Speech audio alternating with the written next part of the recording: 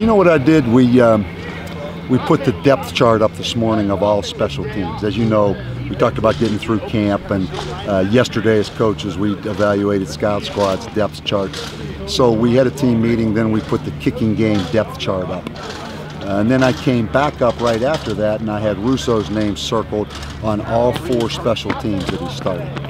So I said, you know, something just jumped out at me right now, although I obviously thought it out. I said, something jumped out at me. Russo's name's boxed on every special team as a starter. And I said, and he played 80 plays last year. I said, so you're now on scholarship.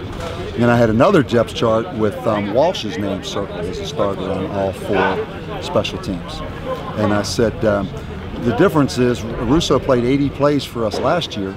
Right now, none of us know, but we're projecting that Walsh is going to play at least 80 plays for this year, barring some unforeseen thing. So I said, Walsh, you're now on scholarship. So both those guys come up, accepted their scholarships, and obviously the team was happy for them. So again, I mean, it's two more examples of New Mexico players that have earned scholarships here in this program, and something we're very proud of. You know, our numbers of New Mexico players, our numbers of scholarships, I think that's 7 or 8 now that we put on scholarship. So it's something where you can talk a lot about the New Mexico man and how important it is. At some point you have to show it, and we've continually done that.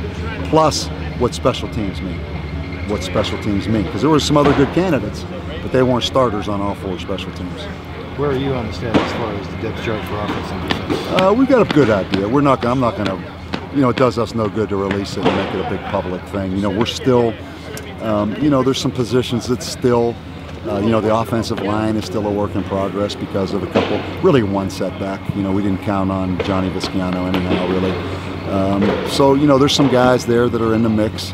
And then, you know, there's some positions on defense. You know, we actually moved Markel Bird to corner. You know, we're going to see this week. You know, we've got to get our best 11 players on the field.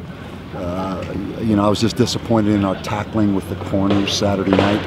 And, you know, we're too close to the game to find out in the games if guys can tackle. I know Markel Bird can tackle. So if you can't tackle, you can't play. And that's what's been exposed with the more hitting we've done. Where in past years, we've gone in there holding our breath and found out during the game. So now it's all, you know, now we have to get one team ready. You know, we don't have to get 3 or 4 teams ready, 2 or 3 teams. We got to get one team ready. And the focus on that was today. You know, just starting to get where it's game reps, trying to be in shape enough to play and have the right people in the game. Coach Lanz was really mixing and matching. He had all kinds of people switching. Yeah. With the depth concerns, is it necessary that the more guys can be like Adcock and play multiple?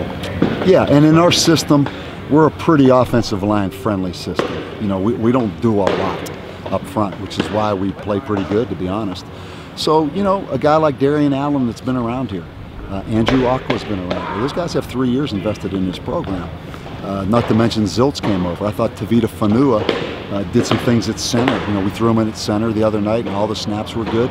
He looks like he's got a little jolt to him now, a little spark to him. So, again, you know, as I said the other night, losing Toye is a blow, but it's not going to derail us. You know, we're now a program. We're not just trying to put a team out there. So, yeah, I mean, you know, we need some size in there at offensive guard, so we're moving, mixing and matching. And we feel good about the 2 tackles in the center, even though Eden hasn't had a lot of work at center. Dakota took a few snaps on Saturday, hasn't had a lot of live contact. Do you feel he needs that? Or?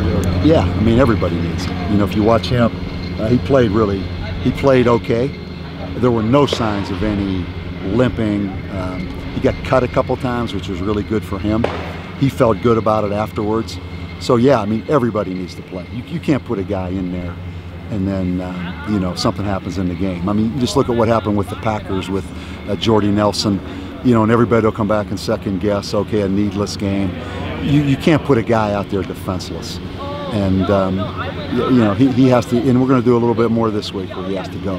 But it's really been positive. I think we've had a good plan with him, and I think he feels really good about where he is.